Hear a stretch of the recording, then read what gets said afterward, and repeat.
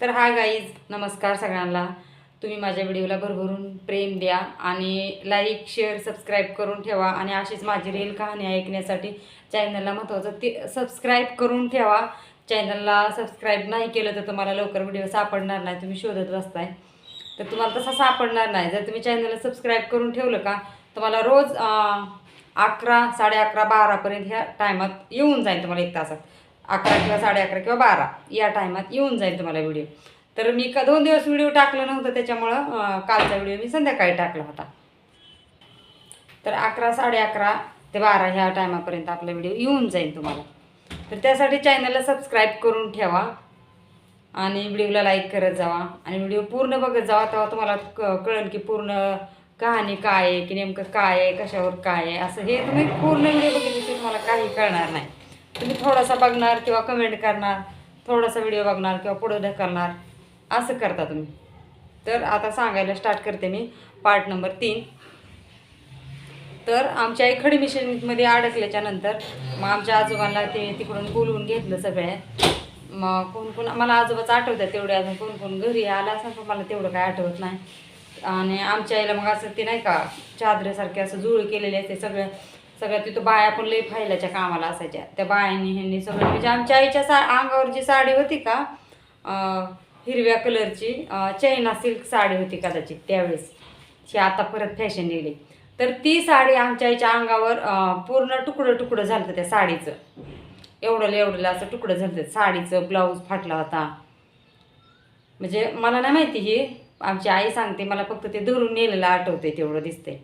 म्हणजे असं डोळ्यासमोर तेवढंच आठवते, फक्त असं झुळीत नेलं. तर दवाखान्यात नेलं आणि मग सगळ्यांनी असं गोल करून आणि मग काहीतरी गाडी बिडी बोलून ते ना पुढचं नाही आठवत तेवढं. दवाखान्यात नेलं आणि मग दवाखान्यात नेल्याच्यानंतर आमच्या आजोबांना, माझ्या पणजीला, मावशीला, परत ते मामा, अण्णा, म्हणजे आमच्या आजोबाला आम्ही अण्णा म्हणायचो. तर आमच्या आजोबाची ती जी बायको केलेली होती ती बायको अशी सगळी आली. आणि मग दवाखान्यात ती तेवढीच होती जी आमच्यापाशी होती का, ती तेवढीच पती होती आमची फॅमिली. तर ते तेवढ्यांनी म्हणजे दवाखान्यात नेल्याच्या नंतर आमचे आजोबा आले. आणि आमच्या अण्णाची ती जी बायको होती का आमची, ती लग्न लावलेली काकू, ती परत आमची मावशी, ती आजी, ती आमच्यापाशी थांबली. आणि आमचे अण्णा म्हणजे आमच्या आजोबा, मी दोन पार्टमध्ये अण्णा हे नाव घेतलं नव्हतं, आमचे आजोबाचं म्हणायचे. अण्णा म्हणजेच माझे आजोबा, म्हणजे माझ्या आईच्या वडिलांचं नाव होतं. नाव त्यांचं दुसरं होतं, पण सगळे अण्णाच म्हणायचे त्यांना. तर आता ते किती जरी केलं तरी मुली आहे त्यांची आणि सख्खी आई नव्हती आमच्या आईला, त्याच्यामुळं आमचे आजोबा दवाखान्यात गेले. तर दवाखान्यात गेल्याच्या नंतर तिथं काहीतरी मला वाटतं महिना 15 दिवस का काय असं लागले होते. तर त्यावेळेस आम्हाला ना म्हणजे काम करून आमची आई घालायची. जेवण हे आमचं शाळा हे सगळं आमची आई बघायची आम्हाला. तर आमच्या इथं दवाखान्यात राहिल्यामुळं आम्हाला म्हणजे कोण घालणार ना, कोण बघणार. तर ती आमची मावशी ती राहिली आमच्यापाशी. पण मावशी तर लहान होती, मावशीला काही काम करता येणार नव्हतं. आणि ती जी काकू जी होती ती कुठं जात नव्हती. तिला म्हणजे ती पण अशीच होती, ती कुठं जातच नव्हती, घरातच असायची. आणि आमची पणजी म्हणजे माझ्या आईची आजी जी होती का, ती लय थकलेली होती, तिला काही काम होतच नव्हतं. मग आम्ही म्हणजे तिथं जे ते कंदुऱ्या म्हणलं का आम्ही तिथून मग तर म्हणजे काही साधनच नव्हतं, त्याच्यामुळं आम्ही कंटिन्यू तिथं रोज कंदुरी बसली की नाही असं आधीमध्ये बी एखादी यायची. तर आम्ही रोज तिथं मागायला जायचो. आणि मग सकाळचं तर एवढं लवकर कोणाचं होते म्हणा, 12-1च्या नंतर कंदुऱ्या प्रसाद 12ला चालू असायचं. त्याच्यानंतर मग कंदुऱ्या जेवाय चालू असायच्या. मग तोपर्यंत आम्ही उपाशीच असायचो. हापशावर आंघोळ्या हे करायच्या आणि मग तिथून किंवा वड्याला आंघोळ्या करायच्या. आणि मग गावात तिथं कंदुऱ्या असायच्या, तिथं मागायला जायचं. मग ते मागून घेऊन यायचं घरी आजीला. ती आमची काकू होती, ती माझी मोठी बहीण, ही असं आम्ही सगळेजण जेवायचो. आणि आईला तर काय डबा नाही ना, काय नाही, कोण करून देणार आहे. आता तुम्ही विचार करा, डबा कोण करून देणार आहे. ते कोणी दिला म्हणजे करणारी होती माणसं, पण दिला असतं तर झालं असतं का नाही साधन, पण देत नव्हते कोणी. आणि आम्ही तर काय, आम्हाला लहान होतं, आम्हाला काय म्हणजे आईला दवाखान्यात नेले आम्हाला आठवत, म्हणजे ह्याचं काही गम वाटत नव्हतं. आम्ही लहानच होतो, म्हणजे मला आठवत नव्हतं, माझ्या बहिणीला आठवत असन मोठ्या, तर तिला आठवत असन बऱ्यापैकी. आणि मग मला तेवढं काय जास्त म्हणजे तिथलं हेच होत नाही, मला तेवढं ती नेलेलं. आणि मग परत आमचे आजोबा तिथे राहिले. मला आठवते आजोबा दवाखान्यात रोज सकाळची यायची चादर पांघरून अंगावर घेऊन गाडीतनं उतरलेले मला दिसायचे एसटीतनं. तर उतरलेले यायचे डबा न्यायला, म्हणजे डबा कोण करून देते म्हणा. यायचे आंघोळ बिंघोळ करायचे, नाश्ता बिष्टा करायचे आणि आईला काहीतरी घेऊन जायचे. आणि त्यांना सरकारी दवाखान्यात ॲडमिट केल्यामुळे आईला तिथलं जेवण असायचं, त्याच्यामुळं आई तिथलं जेवण खायची. तर मग एक महिन्याच्या तेव्हा आम्हाला कुणी नव्हतं. म्हणजे आता आमची आई खडी मिशनमध्ये अडकली किंवा आमच्या आईला एवढं पार इतकं लागलं, आमच्याला लई लागलं होतं. म्हणजे मला तेवढं आठवत नाही बरं का, अजून हाडं म्हणजे अशी सगळी मुरगावून खिळखिळा झाली ती सगळी, तेवढं आठवते. आणि म्हणजे मला कळते की मिशनमध्ये अडकले म्हणजे म्हणल्यावर एवढं लागलंच असं ना. आणि बाकीचं दुसरी गोष्ट म्हणजे कमरेचा जे भाग असतो का आपला, तिथं एवढं लागलं होतं ना, ते म्हणजे असं आदळल्या गेलती ना अशी पलटी खाऊन, तर तिथं लागलं होतं ना. अजून पायाला का काय डोक्याला हे बरंच लागलं होतं, पण कमरेला एवढा मार लागला होता ना, एवढी का काय अशी 2 हाताची एवढी जखम होती. तर मग एवढं लागलं होतं म्हणल्यावर मग आमच्या तिकडची तर काय त्यांना तर काय समजा माहिती नसेल आमच्या बापाच्या तिकडं, पण तेव्हा काय फोन कॉल नव्हतं. पण 1 महिन्याच्या नंतर हे ते असं तरी माहिती झालंच असं ना. तेव्हा आमच्या बापाच्या तिकडची पण कोणी म्हणजे मला नाही आठवत की आलती म्हणून, कुणीच नाही आले. आणि परत आमची आई म्हणजे माहेरात होती त्याच्यामुळे माहेरचे तर कुणीच नव्हते आले. माझ्या आईला चुलते बिलते बरेच होते, 5-6 चुलते होते कदाचित मला वाटते. आणि आमच्या आईला म्हणजे मावळणी पण भरपूर होत्या. आणि ते चुलत्यांच्या मुलांना पण मुलं भरपूर होती, बरेच होते. म्हणजे सक्क माझ्या आईला कुणी नव्हतं, पण चुलत सगळे होते. माझ्या आजोबांना 5 भाऊ होते, मग त्या 5 भावाचे सगळेच असते ना नातेवाईक. मला हे सांगायचं कशासाठी की मग माझ्या आईला दवाखान्यात ॲडमिट केलं होतं 1 महिना 2 महिने असं ना. तर त्यावेळेस आमच्याकडं कुणीच आलं नव्हतं. म्हणजे ना की चुलती आलती आमच्या आईची, चुलता कुठला चुलता नव्हता आला, किंवा माझ्या आईचा कुठला चुलत भाऊ म्हणा कुणीच नव्हतं आलं. तर नाही आला आम्हाला त्याचं काहीच गम नाही, किंवा आलेत किंवा असं आम्ही आमच्या आई रुचली बी नव्हती कोणावरून किंवा असं, किंवा नाही आलं ह्याचं काय म्हणजे विचारही नव्हता. ठीक आहे.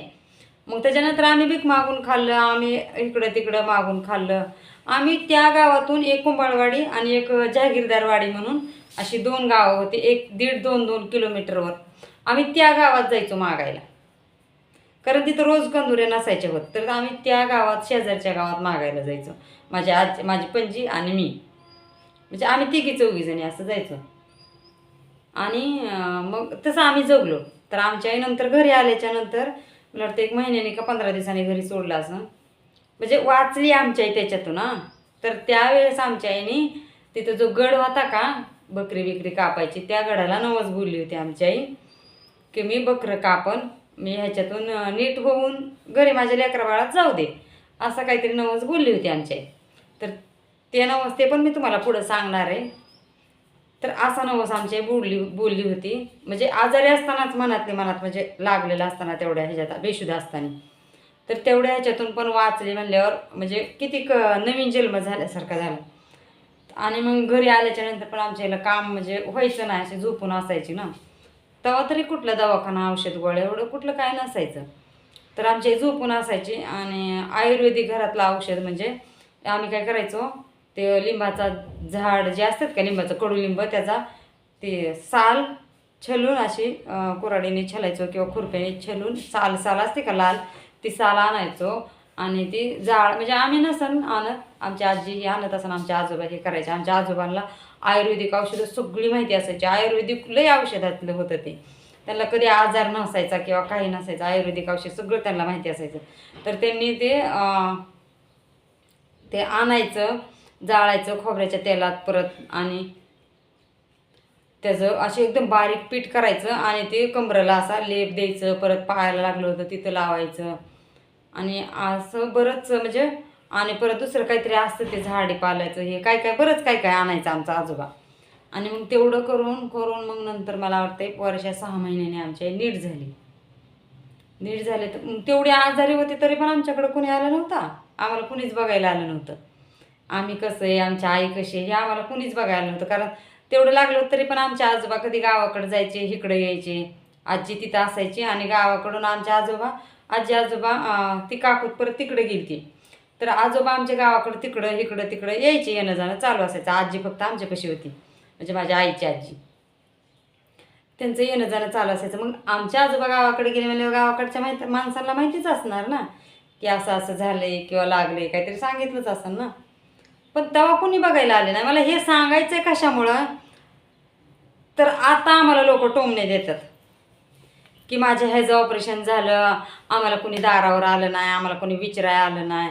आमचं त्याचं ऑपरेशन झालं, आम्हाला कोणी दारावर आलं नाही, आमचं कोणी विचारलं नाही. आम्ही हे केलं, आम्ही ते केलं, पण आम्हाला कोणी विचारलं नाही. आम्हाला म्हणजे कुणी बघायला नाही, कुणी विचारलं नाही. मेन मुद्दा म्हणजे आम्हाला माहिती नव्हत्या ह्या गोष्टी. जेव्हा माहिती झालं त्याला झालं तर 1 वर्ष 6 महिने, जेव्हा आम्हाला माहिती झालं तेव्हा. आणि आमच्यावर थुनायचा किंवा आमच्यावर रुसायचा काहीच विषय नाही. कारण आम्ही जेव्हा भीक मागत होतो, जेव्हा आमच्या आईला लागलं होतं, तेव्हा कुठे गेली ती. पण ज्यांना लागले ते बोलतच नाही, त्यांचे वेगळे दुसरेच कोणतरी बोलतं. म्हणजे त्यांच्या बायका बिका ह्या बोलतात, त्यांना काय माहिती असतं का. बरं ते जरी बोलले तरी मला काय म्हणायचं आहे, तुम्हाला मागचं पुढचं काय माहिती नसतं, मध्येच खंडीच्या वर्णात हे करायची काय गरज नसती. तर तेव्हा कुणीच बघायला नव्हते, कारण ते सगळे बाकीचे मोठे असतात ना, आईचे बरेच नातेवाईक सगळे मोठे असतात, त्याला माहिती असेल. तर तेव्हा कुणीच आलं नाही. परत त्याच्यानंतर आमच्या आजोबा कशावरून तरी मला चांगलं आठवतंय, कशावरून तरी माझे आजोबा म्हणजे माझे आजोबा पडले होते. त्यावेळेस पण त्यांना लय लागलं होतं, लय लागलं होतं. म्हणजे ते तिथंच होते, आमच्यापाशीच होते. मला वाटते 5-6 महिने तिथंच होते. मग आमची परत तिकडची फॅमिली सगळी तिथंच आली आणि आम्हाला ते सगळे इथं इकडं आले का आम्हाला भारी वाटायचं. आम्हाला असं वाटायचं की कोणतरी आजारी पडावं, ते सगळी इकडे एका जागेत येतात. आजी किंवा आजोबा असं कोणतरी आजारी पडावं असं मला वाटायचं. म्हणजे सगळे इकडे येतात, ते सगळे एका जागेला. म्हणजे मग आणि असं झालं का ते वेगवेगळे घरं असायचे, त्याच्यामुळे ती येऊन राहायची आणि आम्हाला भारी वाटायचं. आले का वर्षे 2-2 वर्ष ते जात नव्हते, त्यांचं ते तिथंच राहायचे. जेव्हा त्यांना कटाळा येईल तेव्हा आमच्या आजोबा तिकडे जायचे. कारण आमच्या आजोबांना एकच मुलगी होती आणि ती दुसरी मुलगी घेऊन सोबत फिरायचे, त्याच्यामुळे ते ह्या मुलीपाशी राहायचे जास्त दिवस, दुसरं कोणी नव्हतं. तर मग तेव्हा कोणी आम्हाला विचारलं नाही किंवा आमच्या आईला विचारलं नाही की कसं लागलं होतं, काय झालं. तेव्हा पण सगळेच येणं जाणं. आणि ते गाव किती 1 किलोमीटर असायचा. त्या गावातली आणि त्या दुसऱ्या गावातले लोक बाजारला इकडून तिकडे यायची किंवा गडावर पाया पडायला बिडायला सगळे येत असते. त्यावेळेस कुणीच विचारलं नाही किंवा कुणी आलं बी नाही किंवा आम्हाला कोणी बघितलं नाही किंवा काहीच नाही. म्हणजे मला हे आत्ता कळतंय, मला पण हे आता कशामुळे म्हणायचं की त्यांना आता राग येतात की आम्हाला हे बघायला आले नाही, आम्हाला ते बघायला नाही, आम्हाला हे विचारलं नाही, आमच्या मैतीला हे आलं नाही, आमच्या मैतीला ते नाही आलं. आम्हाला काही घेणं देणं नाही. कुणी मेलं कुणी जगलं आम्हाला काही घेणं देणं नाही, बरोबर का.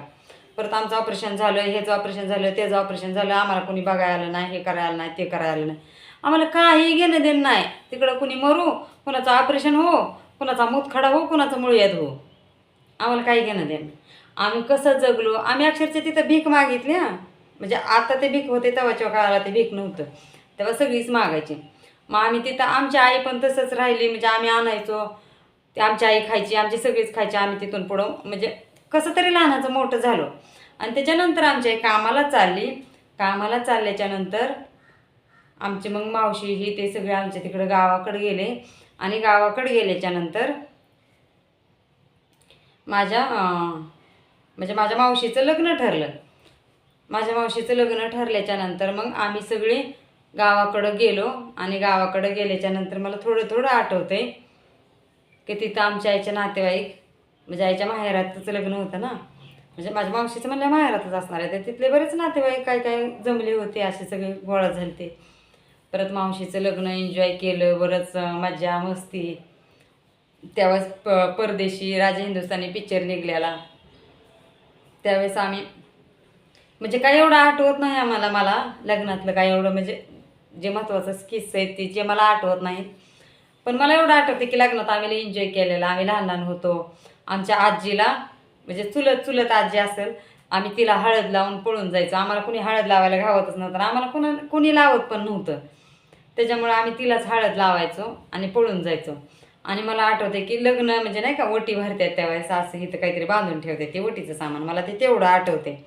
आणि माझ्या मावशीची अशी चॉकलेटी कलरची साडी होती. आणि मग ते लग्न बिग्न झालं. मग त्याच्यानंतर आमच्या मावशीला दिलं तर गुजरातला, कारण आमच्या मावशीला तिच्या आत्याच्याच घरी दिलं त्याच्या, आणि ती राहायची गुजरातला. त्याच्यानंतर जी आमची मावशी आली नाही, ती परत आलीच नाही. म्हणजे आली असून पण आम्ही इकडं असल्यामुळे आम्हाला काय आठवतच नाही जास्त.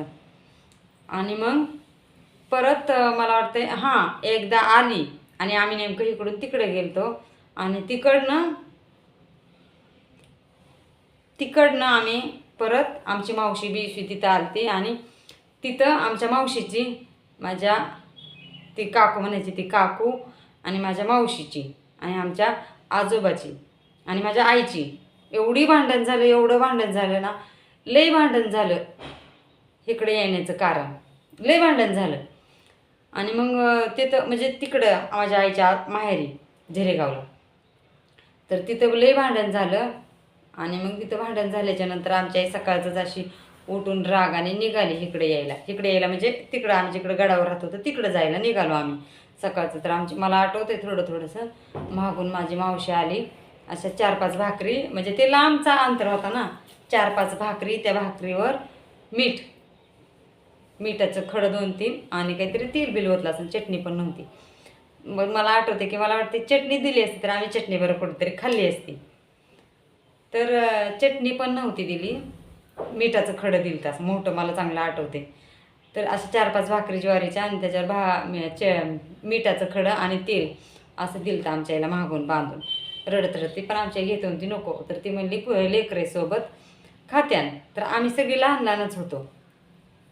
मग आमच्या आईने तेवढं घेतलं. मग मला वाटतं कदाचित आमच्या आजोबा पण रडत होते की आमची आई रुसून चालली होती म्हणून. आणि मग आम्ही त्या रोडने आलो. हां, मला त्यावेळेस पायाला लागलं होतं माझ्या, आणि माझ्या पायाचाच काहीतरी विषय झाला आणि त्याच्यामुळं मला पासं उठून चालता पण नव्हतं येत. मी अशी खरडत चालायचे, मला चालता पण येत नव्हतं.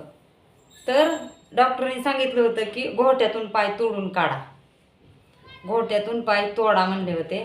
आणि ते पण कशासाठी लागलं होतं मला, कशात लागलं होतं, मी म्हणजे आम्ही लांब राहायचो आणि मी काय केलं तर ते सायकल जी असते का, एक म्हणजे आमच्या तिथलं एक वडर समाजाचा एक माणूस होता आणि आमचं येणं जाणं लांब होतं. तर तो माणूस म्हणला, बस तुला मी सोडवतो तुझ्या घरी. तर त्या सायकलीवर मी मागं बसल्यावर माझा सायकलीत पाय गुतला होता आणि पाय सायकलीत गुतून मला तेवढं लागलं होतं. घरी येऊपर्यंत काय झालं नाही, पण परत असा सुजला. आणि मग परत दवाखाना हे ते करून मग जरा असा परत तरी नीट झाला नव्हता. दवाखान्यात नेल्यावर असा सुजला एवढा, आणि नुसतं असं त्याच्यातनं रक्त आणि पू गळायचा. तर डॉक्टर म्हणला घोट्यातून पाय तोडावं लागेल. मग आमची आई म्हणली नका तोडू म्हणली, जसा राहीन तसा राहीन म्हणली, जसं काय होईन ती होईन. आणि मग त्याचं दवाखान्याच्या काहीतरी पैशामुळे काहीतरी भांडण झालं असं कदाचित. तर मला चलाय पण येत नव्हतं. आमच्या इथं थोडं उचलून घ्यायची, थोडं चालवायची. आणि मग तसंच आम्ही, मला वाटतं उस्मानाबादमध्ये आम्ही आलो.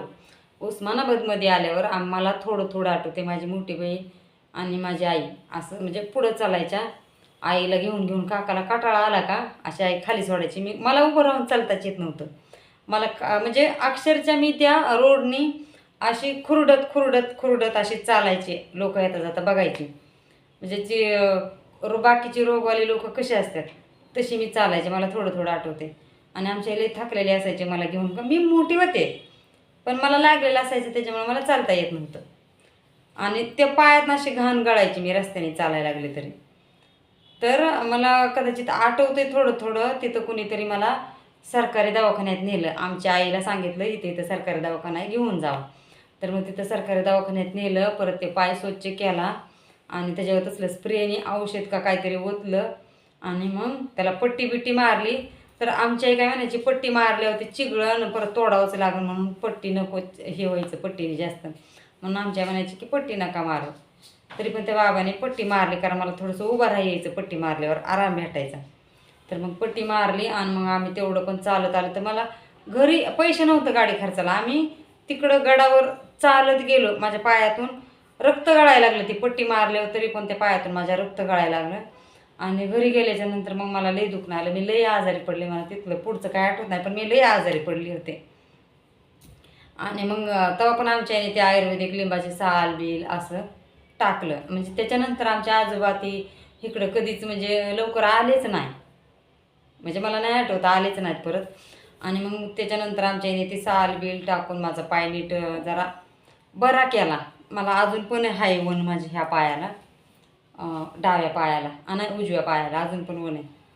तर मग आमच्या आईने ते बरं केलं. आणि त्याच्यानंतर आम्ही तिथून पुढं आम्ही मग आमच्या आजोबाची आणि आमच्या आईची भांडणं झाल्यावर तिथून पुढं आम्ही इकडं येण्याचा मार्ग आमचा कसा निघाला, कसं काय आम्ही म्हणजे इकडं पण आम्ही कुठल्या कुठल्या संकटातून आलो, आम्ही कसं कसं आलो ते तुम्हाला पार्ट 4 नंबरमध्ये सांगते मी तुम्हाला.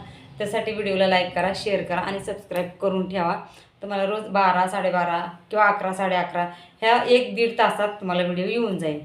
तर आजची माझी रिअल कहाणी तुम्हाला कशी वाटली त्यासाठी व्हिडिओला लाईक करा, चॅनलला सबस्क्राईब करा आणि पूर्ण व्हिडिओ बघितल्याबद्दल तुमचं खूप खूप धन्यवाद. तुम्हाला अशीच माझी रिअल कहाणी मी उद्या पण सांगेन. तर चला बाय.